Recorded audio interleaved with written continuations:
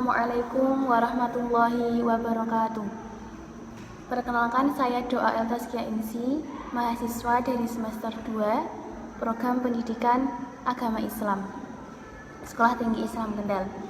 Di sini saya akan mempresentasikan tugas dari mata kuliah fikih yang bertemakan mengenai fikih munahakat, tetapi langsung ke bab yang al-muharramat, wanita yang haram dinikahi.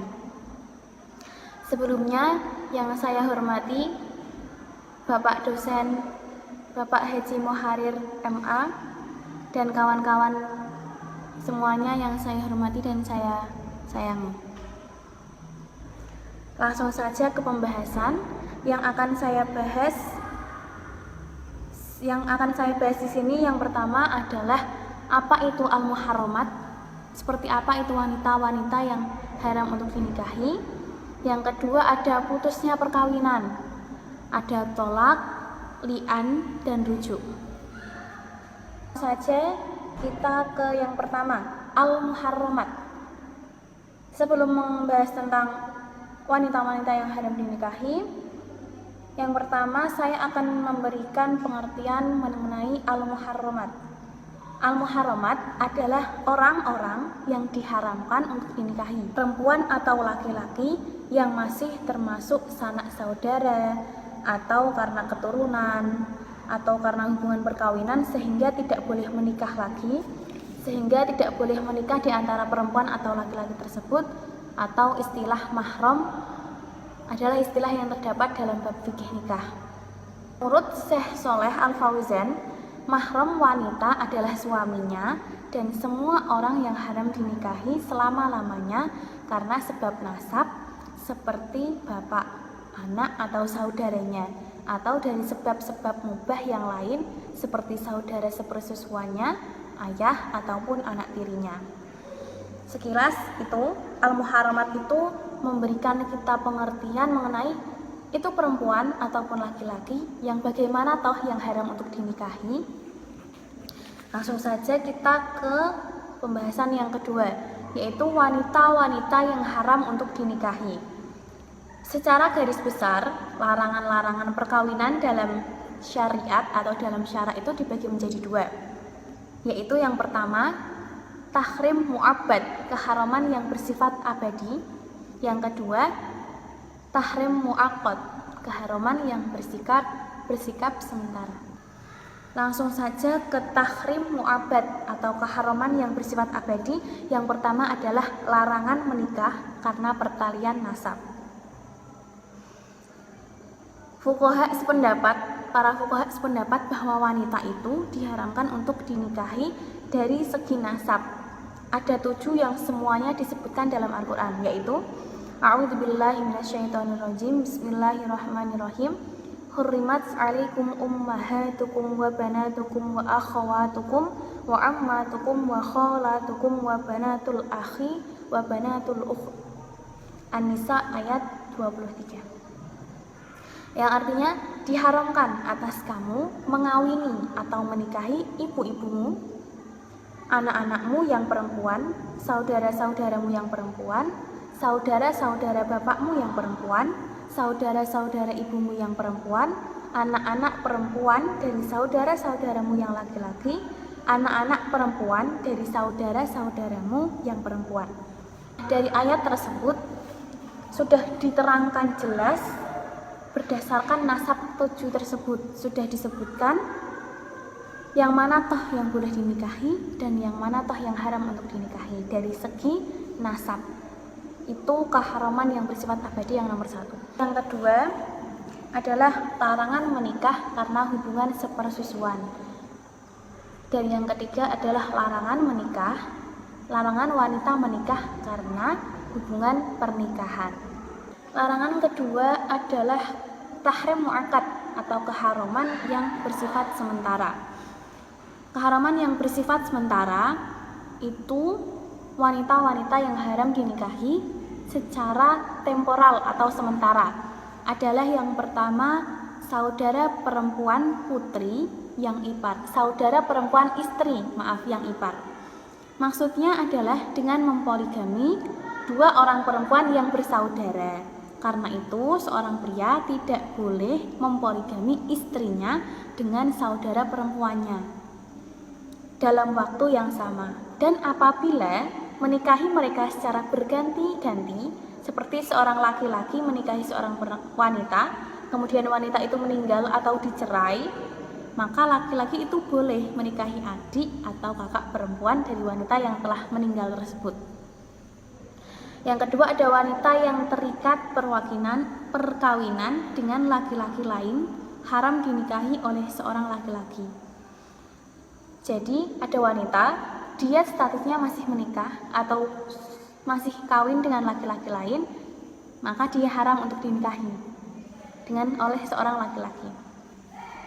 Yang ketiga, wanita yang sedang dalam masa iddah, baik itu iddah cerai atau iddah ditinggal mati.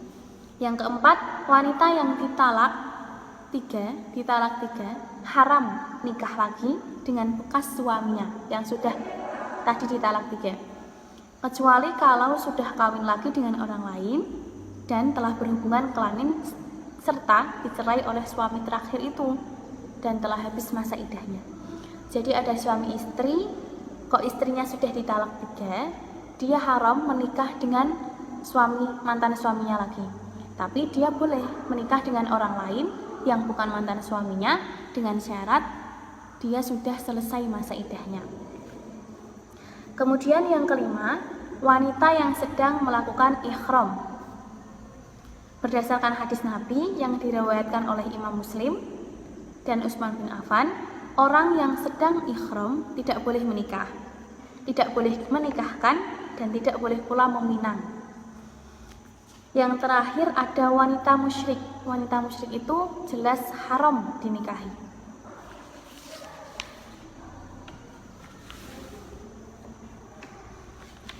Kemudian langsung saja ke bab putusnya perkawinan. Putusnya suatu perkawinan yang pertama adalah dengan tolak. Di sini pengertian tolak secara bahasa berarti melepas ikatan bersifat indrawi maupun bersifat melepas kuda, maupun bersifat maknawi seperti melepas nikah yang mengikat hasil di antara suami istri. Talak secara istilah isim yang bermakna melepas ikatan nikah dengan syarat kelepasannya, dengan syarat melepaskan pernikahan itu. Dasar hukum tolak di sini firman Allah dalam Al-Qur'an yang pertama surah Al-Baqarah ayat 229 yang berbunyi at-talaqu marratan fa imsakum bima'rufin aw sarihu bi ihsan.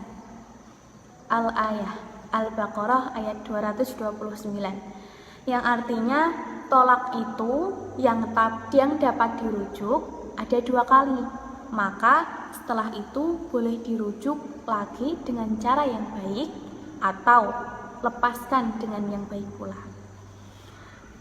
Dasar hukum yang lain yang kedua ada hadis Nabi Muhammad SAW an muharibi qala Rasulullah SAW abghadul halali ilallahi ta'ala tolak. Artinya dari muharib berkata, Rasulullah bersabda, suatu hal yang dihalalkan oleh Allah dan dibencinya adalah tolak. Ada pula tata cara tolak dalam Islam. Adapun pedoman tolak dalam Islam yaitu yang pertama, pada dasarnya Islam mempersempit pintu perceraian sebagaimana yang diutarakan oleh dari banyak hadis mengenai tolak. Tolak itu dapat diperoleh ketentuan bahwa aturan tolak diadakan guna mengatasi hal yang mendesak atau terpaksa. Jadi tolak itu atau perceraian dalam Islam itu tidak disukai kecuali digunakan untuk suatu perkara yang sangat mendesak dan terpaksa tolak itu dilakukan. Yang kedua, apabila ada sikap membangkang atau melalaikan kewajiban dari salah satu pihak, jangan segera memutuskan pernikahan, tetapi hendaklah diadakan penyelesaian yang sebaiknya antara mereka sendiri. Apabila itu terjadi pada pihak istri, suami supaya memberi nasihat dengan baik. Apabila itu tidak membawa kebaikan, supaya berpisah tidur. Bila hal itu pun tidak membawa hasil, beri pelajaran, tetapi jika pada bagian muka dan jangan sampai mengakibatkan luka. Seperti itu. Jadi, jika salah satu pihak dalam pernikahan melalaikan kewajibannya, bukan dengan cara berpisah, tapi dengan cara penyelesaian. Apabila seorang istri melakukan kesalahan, kita diberi nasihat, suami memberi nasihat. Apabila nasihat tidak bisa, dipisah tidurnya. Apabila dengan cara itu tidak bisa, maka dikasih pelajaran atau memukulnya. Tapi dengan syarat itu tidak boleh pada bagian muka, jangan sampai mengakibatkan luka. Yang ketiga adalah apabila perselisihan suami istri sudah sampai syikok atau perselisihan yang mengkhawatirkan bercerai, hendaklah dicari penyelesaiannya dengan jalan mengangkat hakam dari pihak keluarga masing-masing yang akan mengusahakan dengan sekuat tenaga agar kerukunan hidup mereka dapat dipulihkan kembali. Nah, jadi jika ada hubungan suami istri kok sudah ingin sampai mencapai syikok atau hampir perceraian, seharusnya dicari penyelesaiannya dengan mengundang hakam atau meminta pendapat dari keluarga masing-masing. Yang terakhir, yang keempat, apabila perceraian terpaksa tidak dapat dihindarkan atau tolak benar-benar terjadi, maka harus diadakan usaha agar mereka dapat rujuk kembali, memulai hidup baru. Disinilah letak pentingnya Islam mengatur bila tolak sampai 3 kali. Jadi walaupun sudah itu mendekati tolak dan tolak itu tidak bisa dihindari, tidak apa-apa tolak, tapi dengan usaha lagi, jika bisa rujuk kenapa tidak. Yang terakhir, meskipun tolak benar terjadi, pemulihan hubungan dan sikap baik antara mantan suami atau mantan istri harus senantiasa terjalin. Hal ini tercapai jika tolak terjadi bukan karena dorongan nafsu, melainkan dengan pertimbangan untuk kebaikan hidup masing-masing. Nah, ada suami istri yang tolak itu melakukan cara tolak itu buat hubungan baik, buat kebaikan hidupnya masing-masing. Tapi setelah mereka tolak, dengan harapan mantan suami dan mantan istri itu tetap berhubungan dengan baik. Yang terakhir di bab tolak ada macam-macam tolak. Tolak itu terjadi karena 2, yaitu yang pertama tolak raj'i. Tolak yang suami boleh rujuk kembali pada mantan istrinya tanpa melakukan pernikahan atau akad, dengan syarat istrinya masih dalam masa iddah, seperti tolak 1, 2 yang tanpa disertai dengan uang dari pihak istri. Jadi ini tolak raj'i, tolak yang suami boleh mengajak rujuk kembali tanpa akad, dengan syarat istrinya masih dalam masa iddah. Yang kedua adalah tolak bain. Tolak bain, tolak yang suami tidak boleh rujuk kembali kepada mantan istrinya kecuali dengan akad. Bedanya, yang tolak raj'i harus boleh tanpa akad, tolak bain harus dengan akad. Setelah bab tolak, tadi saya menjelaskan tentang pengertian tolak, syaratnya, dasar hukumnya, dan macam-macamnya. Sekarang saya akan membahas mengenai li'an. Li'an itu apa dalam Islam? Pengertian li'an diambil dari kata al-la'nu yang artinya jatuh dan laknat atau kutukan. Disebut demikian karena suami istri yang saling berli'an atau bersumpah atau berkutuk itu berakibat saling dijauhkan oleh hukum dan diharamkan berkumpul sebagai suami istri untuk selama-lamanya. Atau karena yang bersumpah li'an itu dalam kesaksiannya yang kelima menyatakan bersedia menerima laknat atau kutukan dari Allah jika pernyataannya tidak benar. Dalam ulama madhab Syafi'i mendefinisikan li'an sebagai berikut, dengan kalimat tertentu yang dijadikan alasan untuk menuduh istri berbuat zina atau mempermalukannya, atau mengingkari kehamilan istri sebagai hasil pergaulannya dengan istri itu. Ada pendapat lain, ada perbedaan pendapat dari ulama-ulama madhab dan beberapa jumhur ulama dalam memandang li'an sebagai sumpah atau kesaksian. Imam Maliki, Syafi'i, dan jumhur ulama berpendapat bahwa li'an adalah sumpah. Sebab kalau dinamakan kesaksian, tentulah seseorang tidak pakai menyebut bersaksi bagi dirinya. Karena sabda Rasul dalam sebagian riwayat Ibnu Abbas mengatakan, artinya, andai kata tidak karena sumpahnya, tentulah masih ada persoalan antara aku dengannya atau istri halalnya. Seperti itu. Yang kedua, dasar hukum li'an. Dasar hukum li'an yang pertama di firman Allah surah An-Nur ayat ke-6 sampai ke-7. Bismillahirrahmanirrahim. Walladzina yarmuna azwajahum walam yakun lahum syuhada'u illa anfusuhum fasyahadatu ahadihim arba'u syahadatin billahi innah laminas shadiqina wal khamisatu anna la'natullahi alaihi in kana minal kadibin.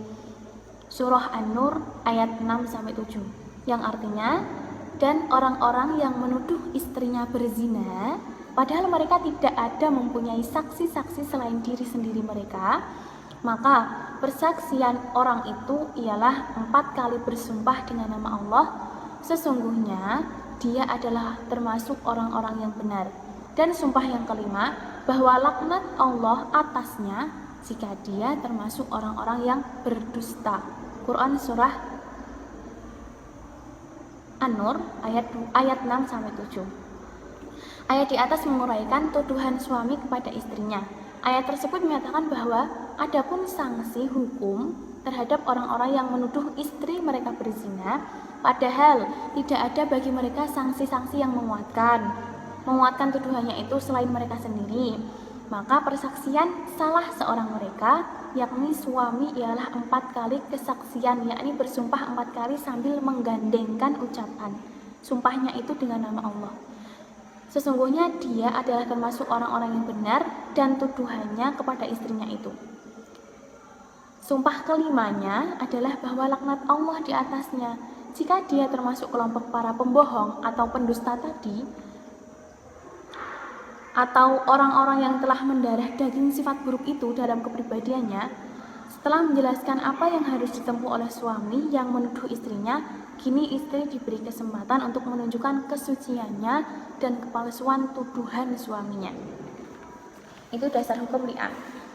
Yang ketiga, bentuk-bentuk li'an. Yang pertama, suami menuduh istrinya berzina, tetapi ia tidak punya 4 orang saksi laki-laki yang dapat menguatkan kebenaran tuduhannya itu. Jika ada laki-laki yang menzinai istrinya dan suami melihat laki-laki tersebut sedang menzinai istrinya, atau istri mengaku berbuat zina dan suami yakin akan kebenaran pengakuannya, maka dalam keadaan seperti ini lebih baik ditalak, bukan dengan jalan meli'an atau mengadakan mula'anah. Tetapi jika tidak terbukti laki-laki yang meli'an atau jika tidak terbukti laki-laki yang menzinainya, maka suaminya boleh menuduhnya berbuat zina. Menurut ulama madhab Maliki, suami yang mengaku melihat istrinya berzina itu disyaratkan tidak melakukan senggama dengan istrinya setelah tuduhan dijatuhkan. Yang kedua, suami tidak mengakui kehamilan istrinya sebagai hasil dari benihnya. Suami boleh tidak mengakui kehamilan istrinya biar dalam keadaan bagaimanapun, karena ia merasa belum pernah sama sekali mencampuri istrinya sejak akad, atau ia merasa mencampurinya tetap baru setengah tahun lalu atau telah lewat setahun, sedangkan umur kandungannya tidak sesuai. Nah, dalam hukum Islam, suami dapat menolak untuk mengakui bahwa anak itu dilahirkan istrinya bukan anaknya, selama suami dapat membuktikan bahwa yang pertama, suami belum pernah menjimat istrinya, akan tapi istrinya tiba-tiba melahirkan. Yang kedua, lahir anak itu kurang dari 6 bulan sejak menjima istrinya, sedangkan bayinya lahir seperti bayi yang sudah cukup umur. Yang ketiga, bayi lahir sesudah dari 4 tahun dan si istri tidak dijima sama sekali oleh suaminya. Yang bentuk li'an yang terakhir yaitu suami menuduhkan kedua-keduanya berzina maupun tidak mengakui kehamilannya, yakni dengan menuduh istrinya berzina atau tidak mengakui kehamilannya tersebut, dan ia tidak bisa membuktikan hal itu dengan kehadiran 4 orang saksi. Kalau suami tetap pada tuduhannya, ia dituntut untuk bersaksi dengan nama Allah. Bentuk persaksiannya yaitu sumpah sebanyak 4 kali bahwa apa yang dituduhkannya adalah benar. Kemudian dalam sumpahnya yang kelima, jika tuduhannya bohong atau dusta, laknat Allah yang akan menimpa dirinya. Seperti itu bentuk-bentuk li'an. Yang selanjutnya ada rukun dan syarat-syarat li'an. Rukun li'an ada 4. Yang pertama, suami yang melakukan li'an, istri yang di li'an, sebab li'an dan lafal li'an. Jadi ada 4 rukun yang bisa dikatakan li'an. Yang pertama, yang meli'an itu suami yang melakukan li'an. Yang kedua, yang terkena li'an itu istri. Yang ketiga, sebab li'an, ada penyebabnya. Dan yang terakhir, lafal li'an. Li'an apa yang dikatakan suaminya? Nah, setelah itu ada syarat-syarat li'an. Berdasarkan pada ulama, syarat wajib li'an dapat diuraikan menjadi berikut. Yang pertama, pasangan tersebut masih berstatus suami istri. Sekalipun istri belum digauli atau istri masih dalam masa iddah. Atau akan tetapi, jumhur ulama mengatakan bahwa li'an tetap sah terhadap istri yang dalam tolak bain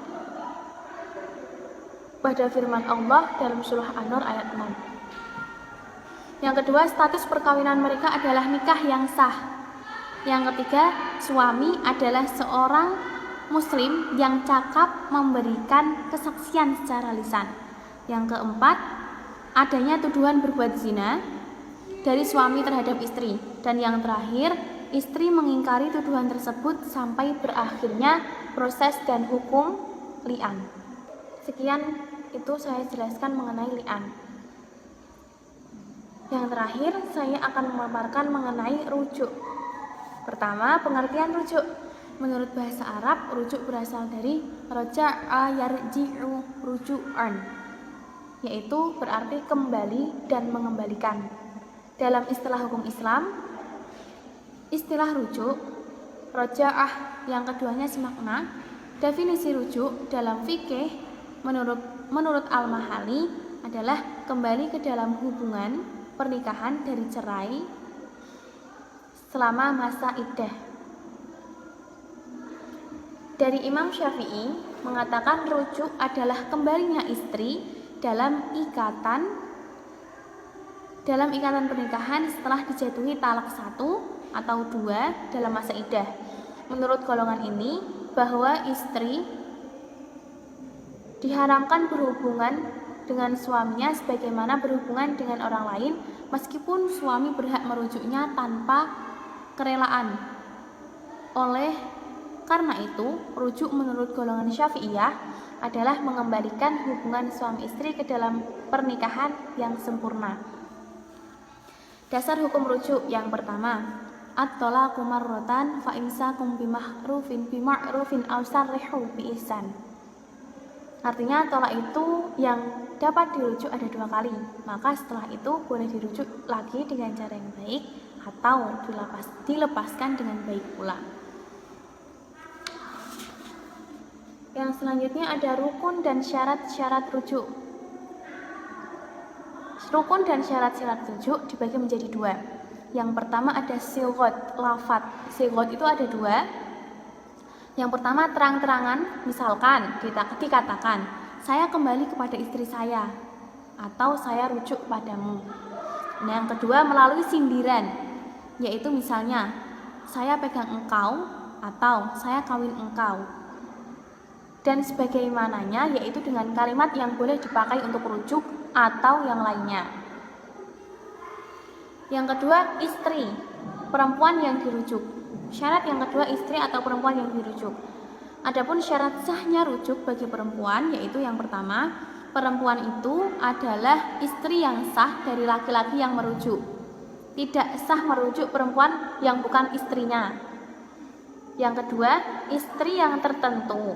Kalau suami menalak beberapa istrinya, kemudian ia rujuk kepada salah seorang dari mereka dengan tidak ditentukan siapa yang dirujukkan, maka rujuknya tidak sah. Yang ketiga, talaknya adalah talak raj'i yang boleh rujuk tanpa akad. Yang terakhir, rujuk itu terjadi sewaktu istri dalam masa iddah. Apabila masa iddahnya sudah berakhir, maka putus hubungannya dengan dirinya sendiri atau dengan istrinya yang tidak boleh dirujuk itu. Yang terakhir, syarat yang terakhir adalah adanya suami. Rujuk ini dilakukan oleh suami atas kehendaknya sendiri, bukan paksaan dari pihak manapun. Kemudian suami tersebut juga telah menikahi istrinya dengan nikah yang sah. Jadi sebelumnya suami sudah menikahi istrinya dengan nikah yang sah. Kesimpulannya, wanita-wanita yang haram dinikahi tersebut ada dua, yaitu tahram mu'abbad, keharaman yang abadi, dan tahram mu'aqqad, keharaman yang sementara. Tadi sudah saya jelaskan dan sudah saya paparkan. Yang kedua, putusnya pernikahan itu ada tolak, li'an, dan rujuk. Tolak itu seperti melepas ikatan dengan istrinya atau suami istri melepas ikatan. Sedangkan li'an itu dengan bersumpah atau menuduh istrinya melakukan sesuatu berzina atau tidak mengakui anaknya atau dua-duanya. Yang ketiga itu rujuk. Rujuk itu boleh dilakukan dengan syarat tolaknya tolak raj'i, rujuk yang tanpa akad. Dan perempuan atau istrinya belum selesai dalam masa iddah. Dalam artian perempuan atau istrinya masih dalam masa iddahnya. Sekian penyampaian dari saya. Apabila dalam penyampaian maupun tutur kata saya ada yang salah atau tidak baik, saya mohon maaf yang sebesar-besarnya. Semoga bermanfaat. Wabillahi taufik wal hidayah. Wassalamualaikum warahmatullahi wabarakatuh.